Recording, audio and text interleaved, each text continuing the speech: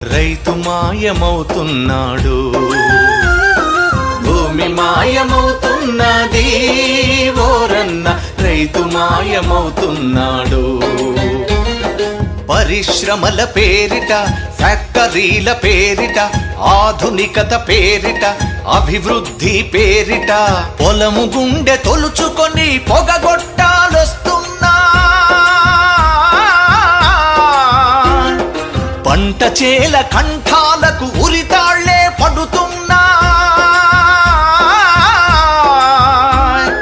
నేలని గంటువులోన గతకాలపు వైభవంల రైతు అనే పదమొకటి నిక్షిప్తం అవుతున్నది.